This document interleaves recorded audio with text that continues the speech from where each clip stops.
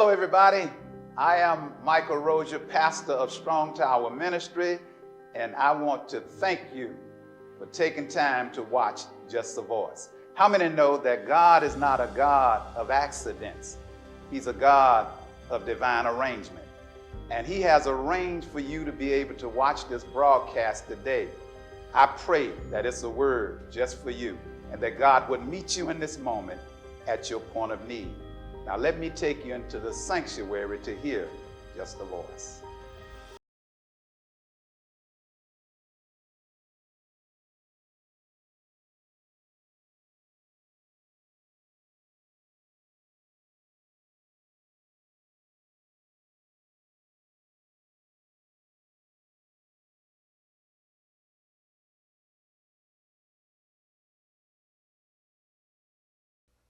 Welcome to the first segment of Daybreak. Daybreak is a new talk show designed to provide you with community information that will help you individually and to help strengthen our community at large. The other day I heard a sermon, and that sermon said that we are in one of three places, either going into a crisis, coming out of a crisis, or in the midst of a crisis. And that's one of the reasons that we have Daybreak, because the Bible tells us that my people perish for lack of information, for lack of knowledge. So Daybreak is intended to bring knowledge that you can put in your pocket or that you can apply readily if it hits where you live at that particular time. And again, it's intended to strengthen you and strengthen our community. Because as we are going through, we need knowledge to pierce the darkness and to let the sun shine in. And the sun shines in at daybreak. And we love daybreak because at daybreak, we know that joy comes in the morning. I'm Denise Eaddy-Richardson. I am your host. And today our special guest is Dr. Courtney Eaddy-Richardson. Hello.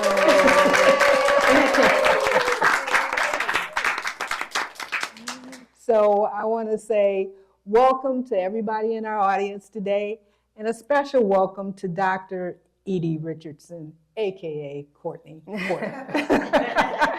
Thank you so much for having me.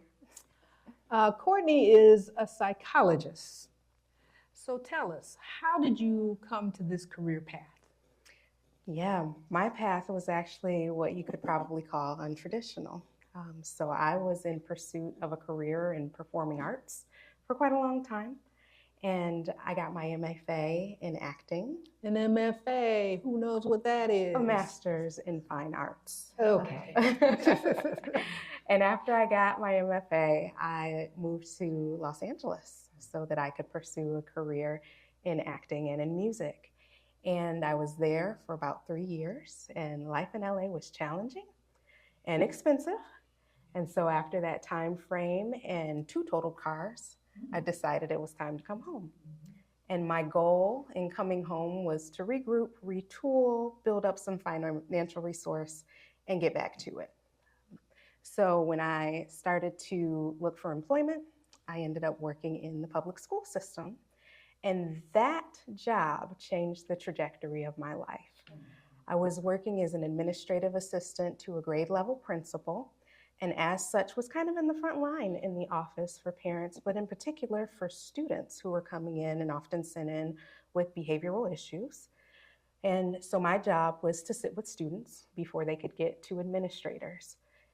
And I started talking to these students, and I realized that a lot of the behavioral issues that they had, there was something underlying them. So mental health concerns, sometimes traumas, sometimes depression, sometimes anxiety that was manifesting itself in what could be looked at as negative behavior. And so I decided that I wanted to be a resource to be able to help with that. I found that students naturally gravitated toward me, and I wanted to be able to help them. And so I changed the course of life, and I decided to pursue a PsyD, which is a doctorate in clinical psychology. And that is how I ended up where I am today.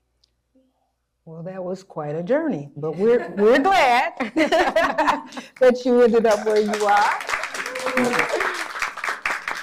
Okay, so this educational pathway for psychology, tell us, what did that look like? So my program was a 5-year program. I got a master's degree along the way to get my doctorate. So the first 2 years were to obtain the master's. The first year was basic coursework. And then in the second year through the 5th year, you do your clinical work in addition to the coursework that you're taking. And so after 5 very long and grueling years, I got that PsyD. Okay, tell us about the dissertation process. The dissertation process is an intense one.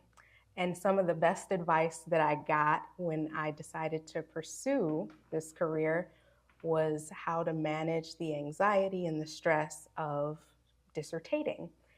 And what I was told was, how do you eat an elephant? And you do that one bite at a time. Okay, so let's talk about the dissertation because some people might not know what we're talking about. Sure. Tell us what it is. So a dissertation is a cumulative project that you work on during your grad school years, and you have the opportunity to pick your topic. And so my topic was about developing a curriculum to help adolescents in the high school setting to manage behavioral issues. So what actually led me to this career in the first place. And I did it through the modalities of mindfulness and drama-based therapy. And I used the social emotional framework as the framework to orient the curriculum that I developed. All right, very impressive. Thank you. Okay, so along the way, you had different placements. Yes. So let's talk about the placements that you had. Yes, so I had 3 years of placements while I was taking courses, and then I had an internship. So 2 of my placements were in university counseling center settings, which is where I am now, where I ended up career-wise. I also did a placement in a residential facility that was oriented toward adolescents who were involved in the judicial court system. And then I worked in a community mental health setting that was under the umbrella of a hospital. And in that setting, I provided individual therapy and I co-facilitated outpatient groups for adolescents who had been hospitalized due to suicide attempts. Okay, so let's kind of take the work that you did in those placements one at a time, beginning Sure. with the first one. So talk to us about the first placement. So the first placement was in a college counseling center setting, and I provided individual therapy and group therapy in that setting. And my individual caseload was probably about 15 throughout the course of the academic year. That was COVID year, so things actually got cut short there. But I was able to do a lot of really great individual work with clients. I was working with students, mostly undergrads, so anywhere from about 17 to 22, 23. The groups that I facilitated were mindfulness-based groups. I did a skills group based on anxiety and how to manage that. And so I had a really good experience there. One of the things that I would say is somewhat maybe surprising about college counseling center settings is what presents, what clients come in to deal with and to manage. Most people would think that there's a lot of depression that comes through the door and a lot of anxiety, but it does get to be a little bit more complicated than that. We also often have complex cases where there are a myriad of things that are going on for a student, including grief, traumatic experiences. We do see some of that anxiety, but we also see some of the more severe presentations like psychosis and even personality disorders. Okay, so that's the first one. What about the second one? So the second one was at the juvenile detention facility, and in that placement, I did assessment only.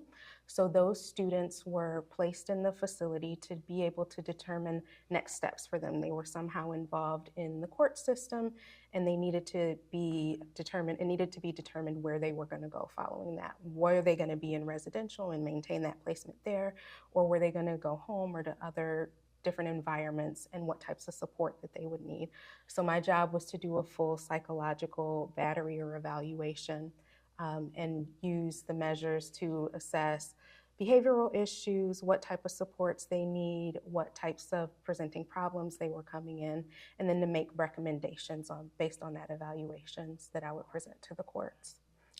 Did you see any sort of threads of maladies or dysfunction with these particular set of kids, the court-involved kids? I would say so. I would say that there was a lot of kind of dysfunction that we would see within families.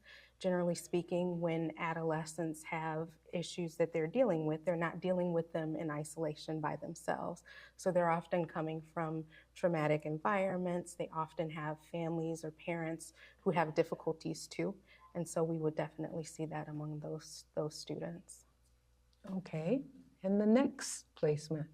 The next placement was within the community mental health facility. And in that placement, I also did individual and group therapy. That was a really unique experience because I had the opportunity to do really intensive outpatient work with adolescents who had been hospitalized based on suicide attempts.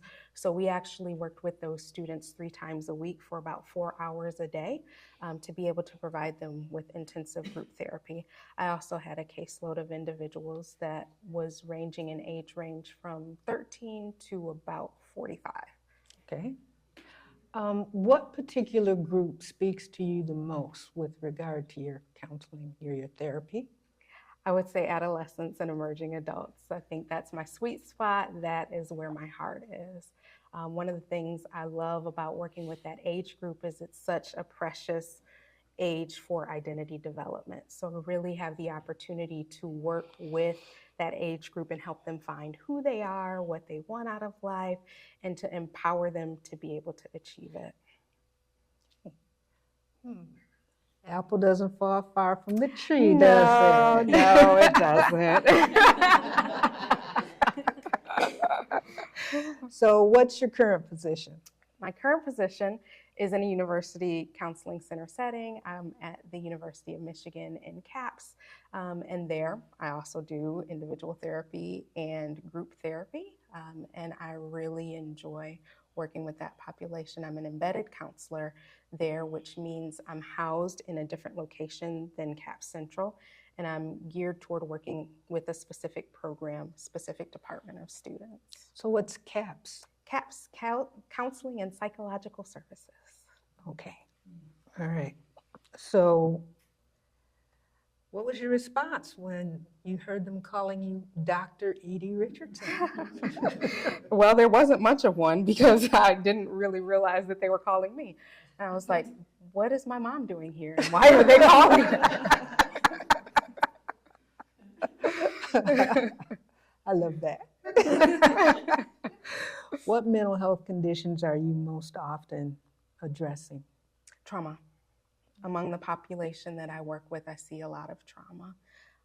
So oftentimes students will come in because of the depression that they experience or the anxiety that they experience, but in assessing it, usually the root cause is trauma. And that can look like mental, physical, emotional abuse, exposure to domestic violence, exposure to other violence, exposure to parental or other guardian substance use, and some of the experiences that come along with that. Oftentimes people don't really understand what mental abuse is. Mm-hmm. So why don't you talk to us a little bit about that? Mental abuse can look a lot of different ways. I know popular terms right now are gaslighting for mental abuse, which is when somebody essentially leads you to believe that what you know you've experienced in terms of your interaction with them is not true. There are experiences that people have with love bombing, which is another popular term, where people infiltrate their victim with love and affection and then they pull it. And so that's another thing that's commonly seen. And I think those are some of the bigger ones that are labeled, but oftentimes mental abuse looks like manipulation or dismissal of emotions or invalidation. And so those are some of the things that we're dealing with. How has COVID changed your practice? COVID was interesting. As I mentioned before, I was in a university college counseling center when COVID hit. And so for me, it really changed things because I had to end that placement. But one of the things and one of the advantages I think that it's offered is telehealth. Now, telehealth is a pretty standard practice, and that gives individuals access to resources that they might not otherwise have because of transportation or other issues. And so I think it's really been a wonderful advancement and came out of some really rocky and tough stuff, but I think it's been a wonderful advancement in the field. Have people been able to really embrace that? Yes, yes. In particular, in the setting that I work in now, students are busy, their lives are on the go, they're moving all the time. And so they often want something that's really convenient for them, that they don't have to come in, drive into campus, sit at the office, then make a move toward class. They're able to log in wherever they are, meet with me for that 45 to an hour that they meet with me, and then go on about their day. Well, that's an interesting development, that telehealth. It ought to help people all over. I believe it does. So the old picture of therapy was, I go into the doctor's office, I lay down on the couch, and I talk to him about everything that's bothering me, and he sits over there, or she, well, he, in the old picture, he sits over there with his legs crossed and a cup of coffee saying, Is that therapy? That's not therapy. There are probably some people who do conduct therapy like that, but that's not therapy in my space. I don't have a couch, and sometimes I sit with my legs crossed, but not often. It's just that's an open and inviting posture sometimes. It makes people comfortable. But generally speaking, what therapy looks like is a conversation like the one we're having today. My goal in offering therapy to clients is to give them the opportunity to be seen and heard in a way that they've never been before, and to make the space safe for them. So just how does it work? How does it work? What are the mechanisms of change? Baseline, like I said, allowing people to be seen and heard. It is so important to be able to offer validation for people with rocky experiences that they've had. A lot of times people feel alone. They feel isolated in their experiences, and they think no one gets it and no one will understand.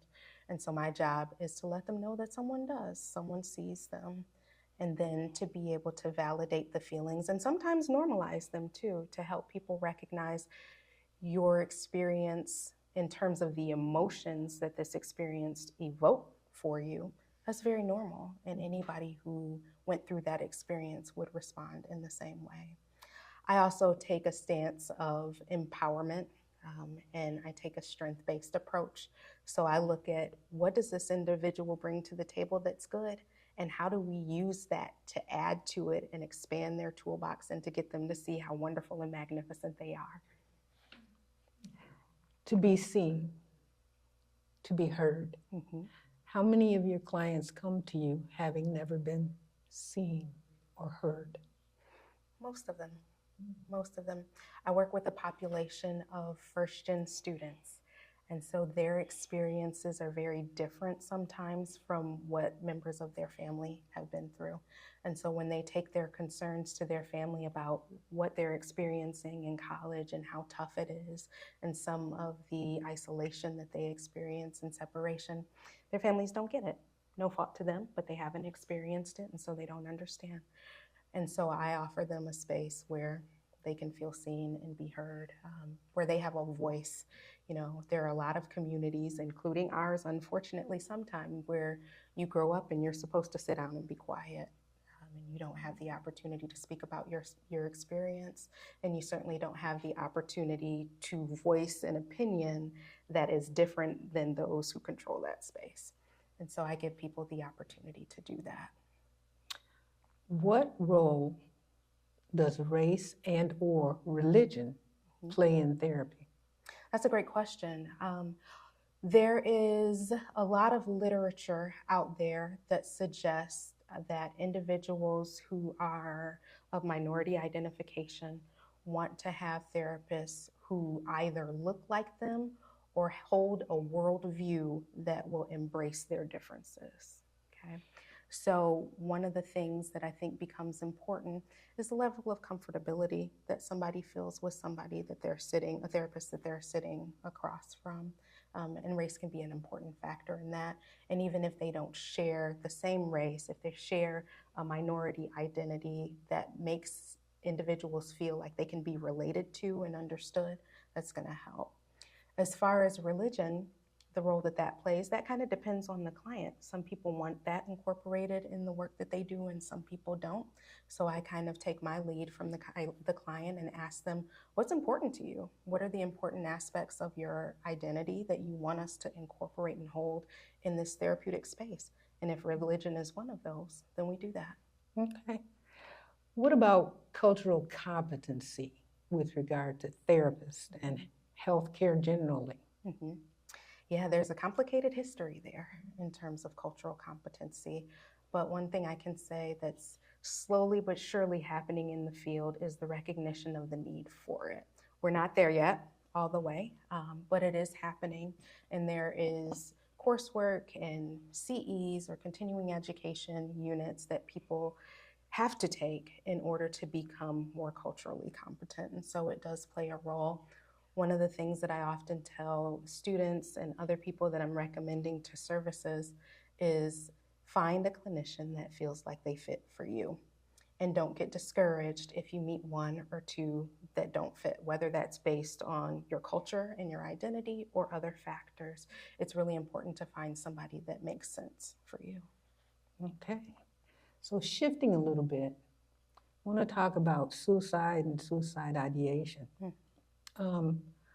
According to the UCLA Health Study, suicide is the second leading cause of death of individuals between 15 and 24. And other studies say it's the third leading cause of death. But at any rate, it is a leading cause of death among this age group, 15 to 24.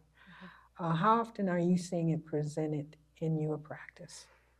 Quite a bit, whether it's present suicidal ideation or past suicidal ideation. Let's break that word down, suicidal ideation, or the term down. Sure. What do you mean when you're talking about that? So thoughts of suicide is basically what that boils down to, and that exists on a spectrum.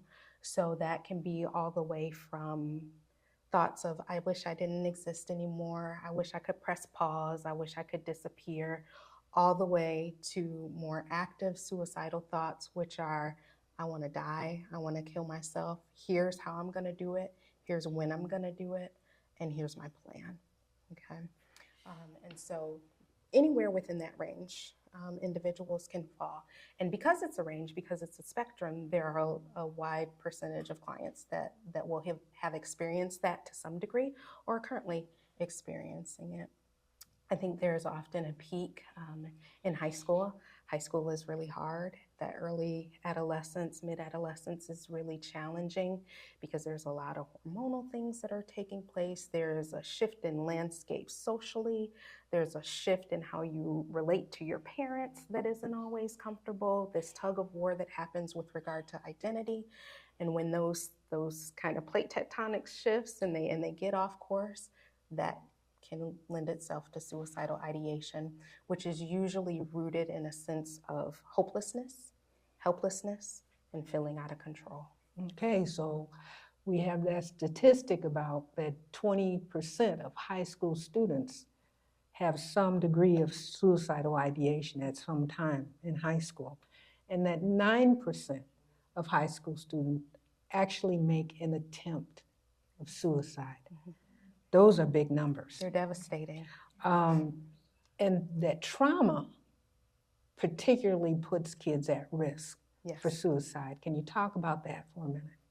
Yes. So as I mentioned before, the helplessness, the hopelessness, and feeling out of control are kind of the underlying currents of what lends itself to suicidal ideation.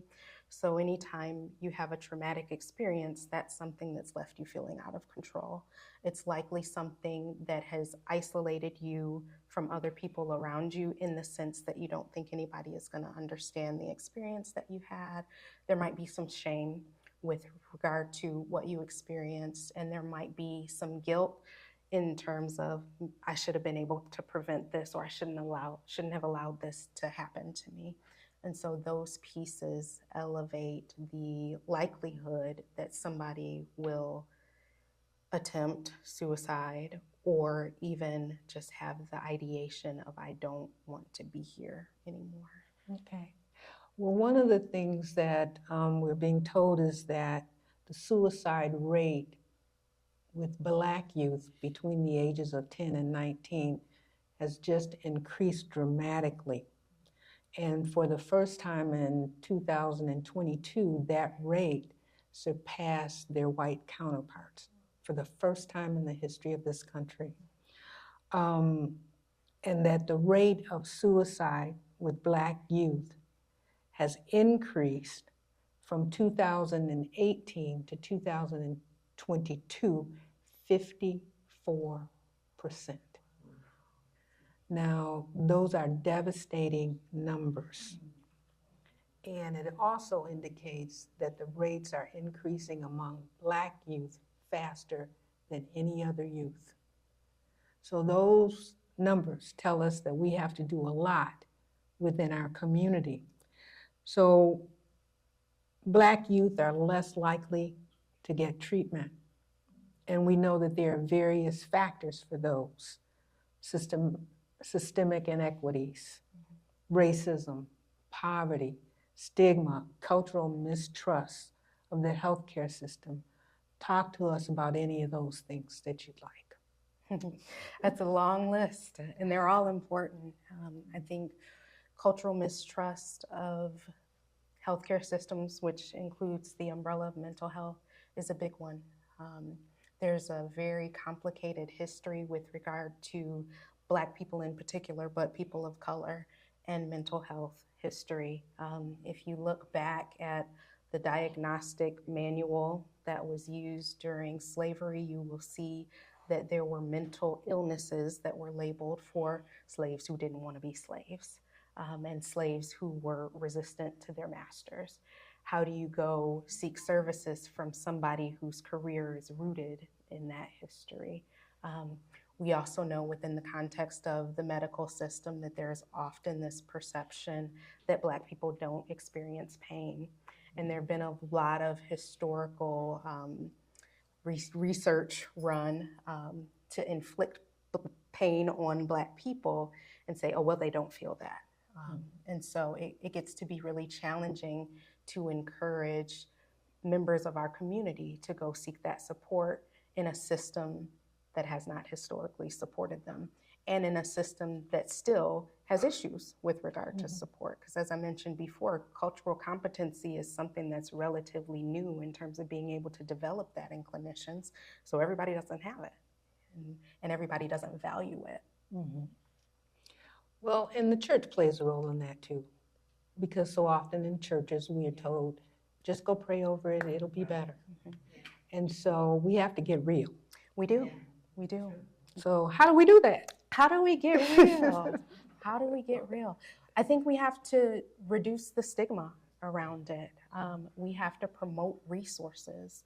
We have to talk about it like it's an actual issue that you need support for. When people come to church and they say, my heart, something's happening with my heart. I feel this pain in my chest. Say, go see your doctor. When blood pressure is elevated, we say, go see your doctor. When diet is misregulated and weight gain is a problem, we say, let's go put some plans in place so that we can manage this. And then you have someone who says, I'm struggling with my mental health.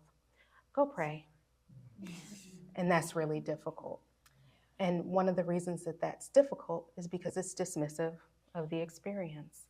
I'm coming to you with all of these things. I'm really struggling. I'm seeking help from people who are supposed to be able to help me. And you're telling me that I have a problem that doesn't exist. So we have to do better to acknowledge the problem and then to build up a score of resources for people who need that support. It goes beyond prayer. Prayer is a piece of it, but there has to be some resource to be able to move you from this dire and destitute place to uplift and get you moving forward.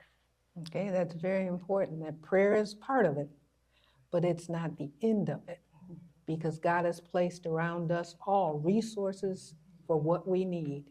So we need to avail ourselves to those resources, and coming to your place of worship, coming to, your pastor or people, it's important that we're able to provide resources within the community. Now, we've got just a few minutes left, and I really want to touch on what's happening in Georgia, those tragic events. Have you ever worked with anybody who's involved in a school shooting? I have. I've worked with individuals who are involved in school shootings, and I've worked with individuals who were involved in like simulation training for school shootings, and either one of those presents trauma. Those are very tough experiences. They're very tough, and I think it's important to know that we've lost 213 children, educators, and others to school shootings, and that 464 people have been physically injured. But this is the big number that I want you all to consider. More than 382,000 students have experienced gun violence at school. And then we talk about trauma. Okay, that's something to frame the trauma in. Well, we're about finished here today. It's been wonderful talking to you, Courtney. I think you've given us a lot of information. I hope that all of you will come back to us again for Daybreak to get information, to bring the light in, because we know that joy comes in the morning. Greetings, I'm Minister Edgar Birch. And I'm Minister Sharon Birch. We are excited to announce Strong Tower Ministry's new e-membership for the many viewers that join us online and would like to establish a stronger connection to Strong Tower Church and its ministerial support, even though it might be virtual. It's amazing to witness the greatness of God. In this wisdom, He has always known the end before the beginning. And no doubt, He knew that an era would come when the sharing of His word and the connection of the church family will be embraced outside of the traditional church walls from a distance, near and far. Strong Tower's e-membership ministry is called Connectivity, and our prayer is that it will strengthen, bridge, and extend the connections of the Strong Tower church community with individuals that currently participate in its services primarily online. Strong Tower's Connectivity membership includes virtual outreach activities, communications that connect, and spiritual support with pastoral covering and a church family that extends joy and love in its service to God. In addition to virtual Sunday worship service and powerful Wednesday evening Bible study, e-members can join together for midweek prayer, group meetings with Pastor Mike, engaging community sessions, book clubs, and more. For those past members and youth who grew up in Strong Tower Ministries but live outside the local area, this is a wonderful way to reconnect to your foundation through Connectivity membership. And it's easy to do. Go to the STM website to learn more and let us know of your interest. We look forward to welcoming you to the Strong Tower family.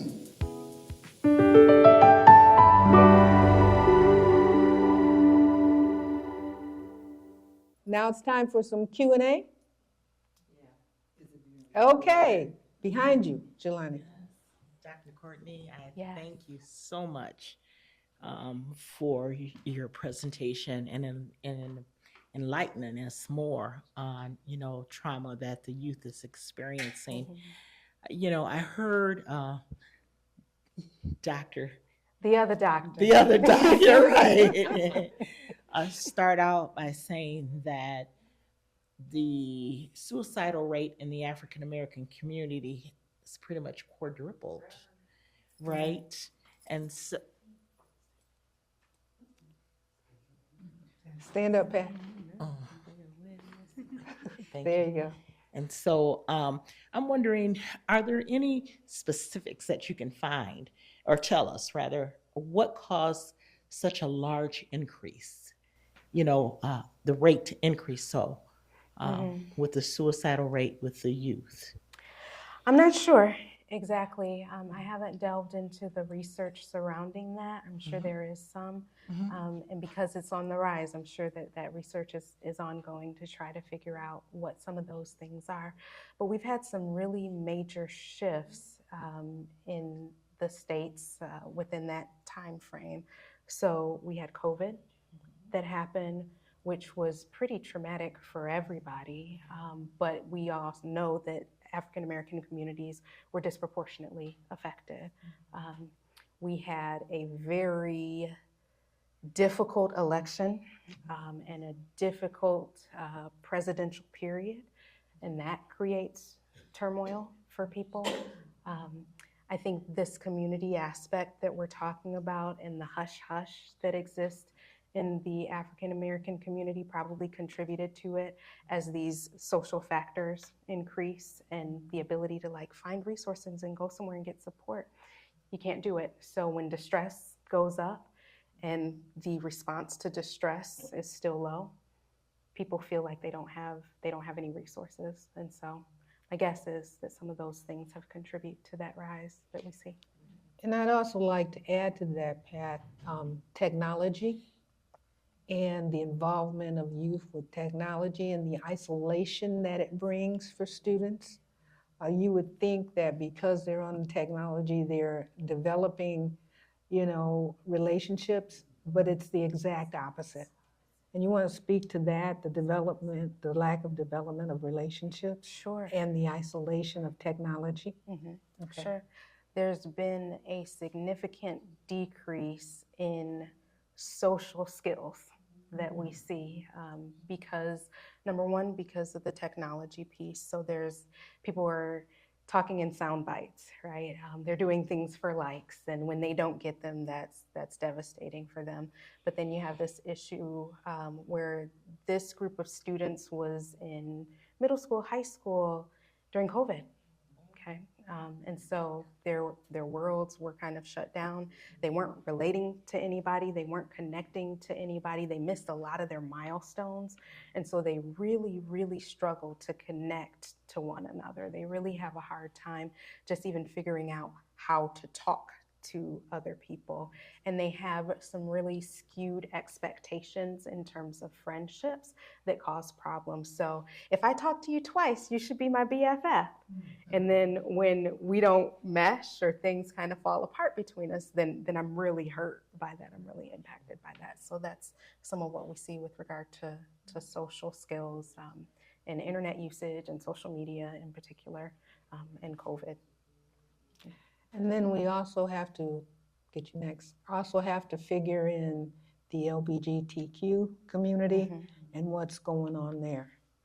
Yeah, absolutely. An additional layer of isolation, oftentimes, particularly if we're talking about intersecting identities of being Black and a member of the LGBT community, and how that can look, and how there can often be dismissal, outright rejection. And so you have this tension between, I have these people in my family who are supposed to love me, they're supposed to be my greatest supporters, and this is an aspect of me and my identity that they don't accept and that they demonize in some way. And that becomes really challenging. And that's where the highest rate of suicide is within that community.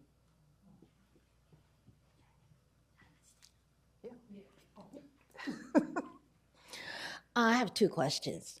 What are the signs of depression for the youth? And the second one is when they are not accepted and everything or whatever, they want to commit suicide or they stand in, a cut or whatever. What do you say to change their minds? Okay. Both great questions. Great questions. So signs of depression, those can look a little bit different for everybody. There's no kind of universal presentation of depression, but there are hallmarks. Generally speaking, you're looking for pretty significant behavioral changes, low mood, inability to enjoy things, isolation. So if you have a student or an adolescent who used to be really involved and they're suddenly pulling back and they're they're withdrawn. That's a sign. Changes in eating habits. So that can go either way, in overeating or undereating. Changes in sleep, oversleeping. I can't get out of bed anymore in the morning, no matter how much sleep I get. I don't have any energy. I don't feel like I can do anything. Undersleeping.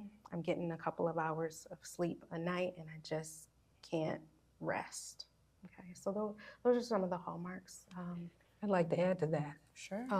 Especially a student in high school, grades. Mm-hmm. Grades are the greatest indicator. For high school counselors, that's what I looked at all the time.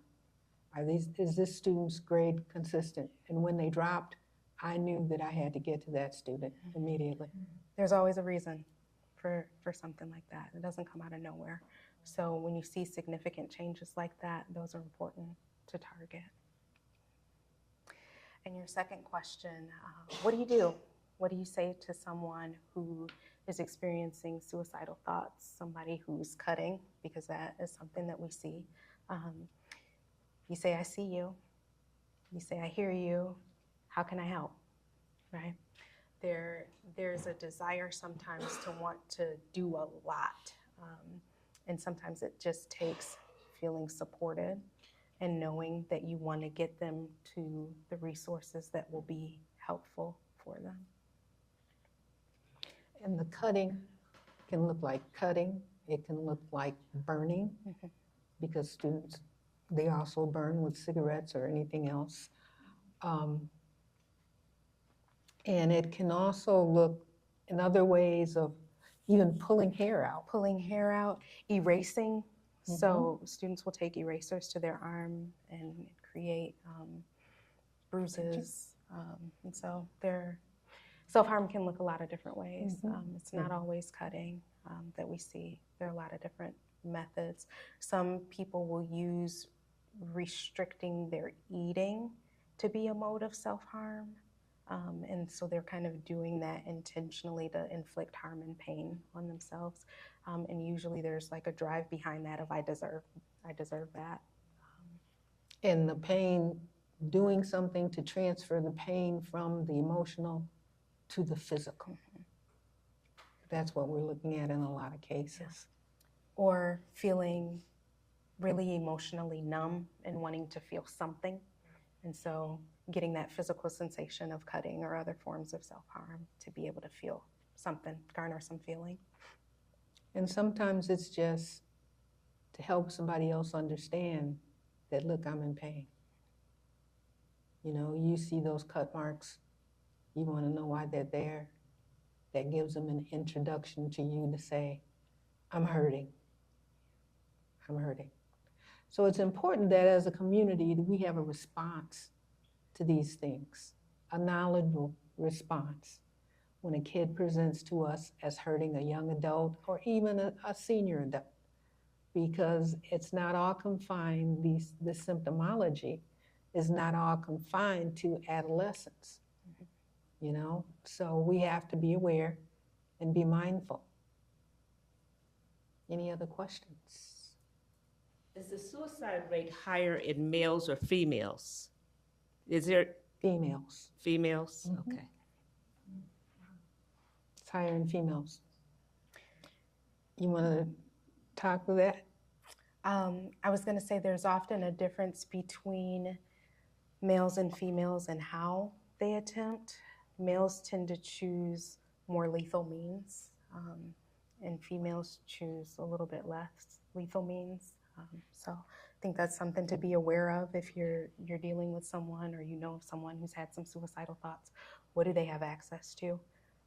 And you know, being aware of restricting the access to those means. Any other questions? I just have another question. Are there resources available that we can provide to families of youth? Go ahead. That's a great question, Pat, because I have some information that will be put on the screen of this presentation when it's filmed about, and it's particular for teenagers. Some Some of the schools have ROS clinics in it.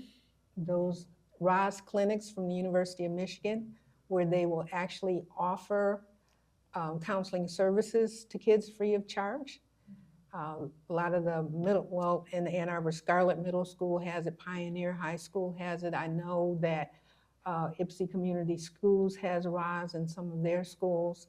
Lincoln has ROS in its school.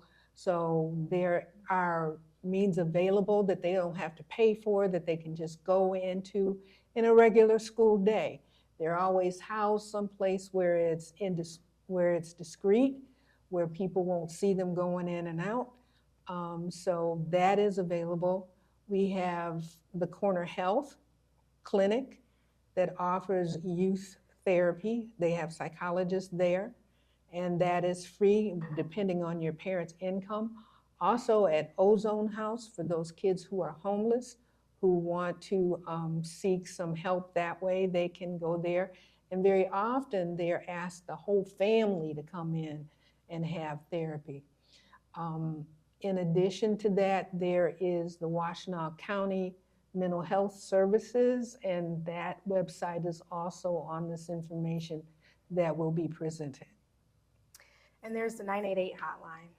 So that is a resource that is available.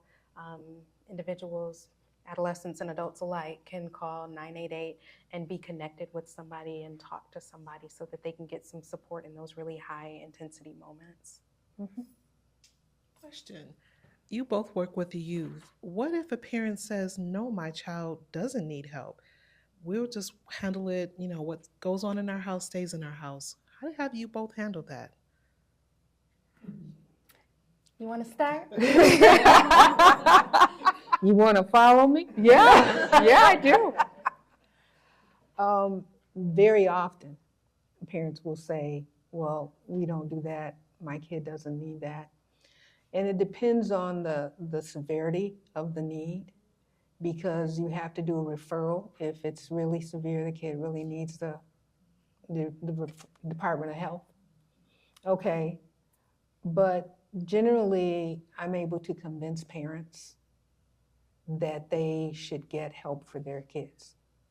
First off, if they're resistant, you talk to them about the ways that it will advantage not only them, but their student, because they're proceeding from a point of either, I don't know how this can help me, I don't have time for this, or I have secrets that have to be kept. And that's the biggest one. I have secrets that have to be kept. But the fact of the matter is, if your child is in desperate need of mental health services, that a counselor will have to refer that kid to the Department of Social Services, just as you would a kid who is not getting the physical help that they need, or a kid who is being abused in their home, because that is a form of child abuse and neglect. Yeah. And I often have had the harsh conversation with parents of, what happens if you're wrong? What happens if we don't take this seriously and we should have? And sometimes that can promote some movement, because people don't want to feel like they're making the wrong choices for their kids, generally speaking. And you can talk to them about like the secrets that you have to be kept in your home. Is that worth it to you? And that can be pretty convincing. And we had talked about one of the most challenging aspects of working with youth is parents and families. Yeah, absolutely. When you're working with adolescents, it takes you have to find a lot of grace for parents. One of the ways that I've been able to do that is to recognize that parents usually come with their own stuff. They have their own experiences that have created the dynamic that they have with their kids. It is gold work to be able to work with a family. That's wonderful work, because you can get in that system, that family system, and you can restructure it. It's really hard to work with a kid alone, and then send them back into the dysfunction of that family because it's often working against the work that you're doing in therapy. So you give them the opportunity to come in and connect in family therapy, and you can shift the landscape of what's happening. When you're not able to do that, you can talk to the kid about, hey, you've got X amount of time before you're out of this environment. How do we help you survive it? And what do you want your plan to be moving forward so that you can help yourself? Any other questions? So, Courtney, what do you think? What do we do to make mental health more accessible to the community? What should we be doing? Having conversations like this one, debunking some of the stigma around it, and offering resources. There are a lot of resources out there. You listed several that are right here within this immediate community. And so just making those available to people and talking about the reality of mental health as something that we deal with, and being able to say it's okay to go get help and to go get support for it. And sometimes we see people who are in crisis with regard to mental health, and they're just going through, they don't understand what they're involved in. They're like in the storm, you know, and somebody is needed to shine a light on them while they're in the storm. So don't be afraid to ask somebody if they're going through a storm, did you think of talking to a therapist? You know, there's somebody who can help you with this problem. Because really, when we think about it, who should talk to a therapist? Everybody. Everybody.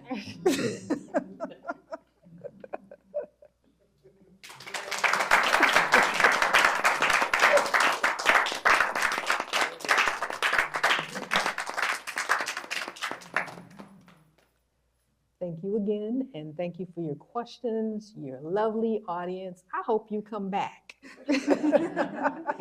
to Daybreak.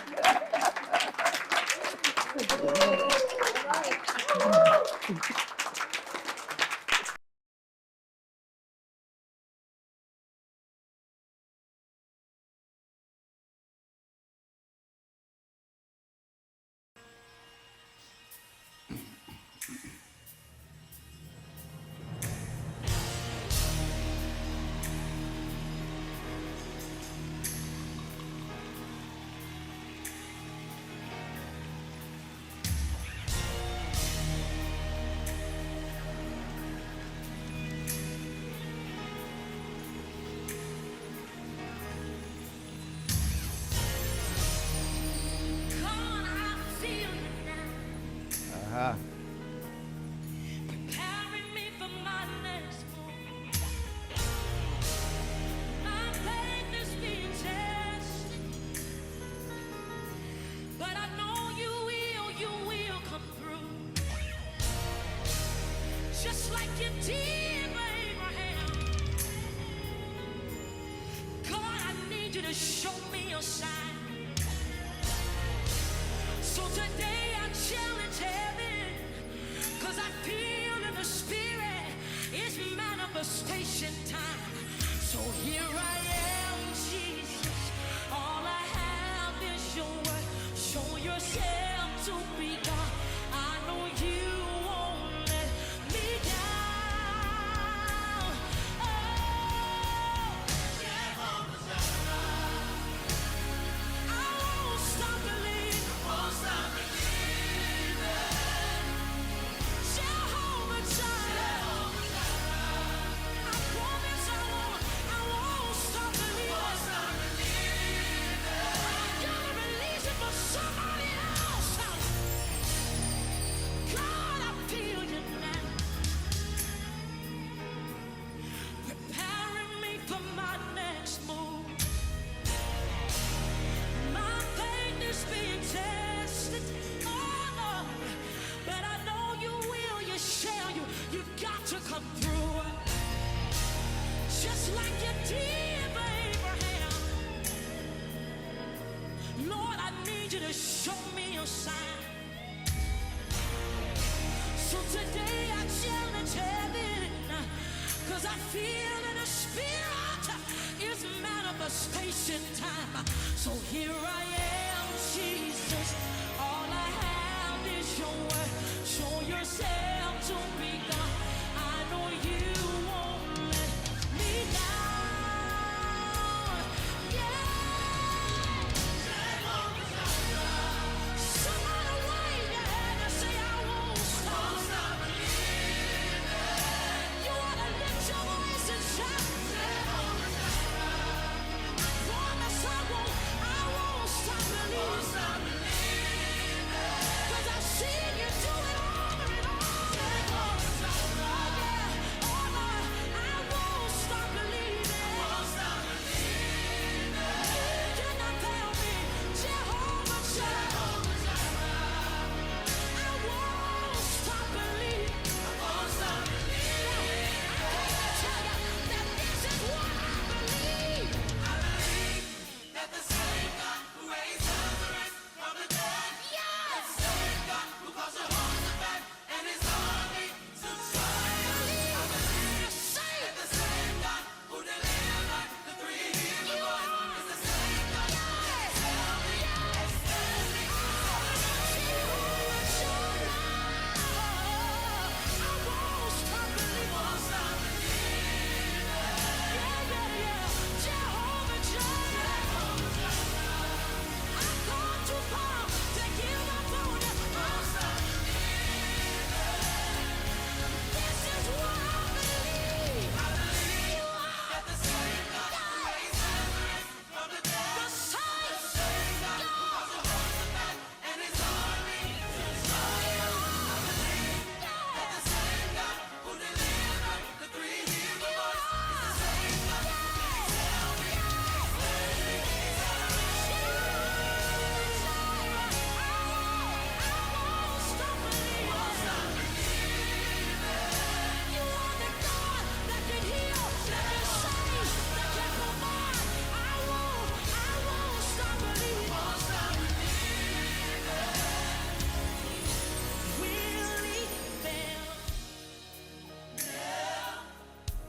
Will he come through for me? How long will he show me that he's still God? He watches over his word to perform. Oh yes, he does. I'm reminded of Abraham, when all he had was God's word carrying him. And even when it hurted him the most, he still had faith in his God to lift his voice and declare, He will provide. Somebody declare, the Lord, He will provide. Never say the righteous forsaken. He sees that the bread He will provide. You are wave your hand and shout, the Lord, He will provide.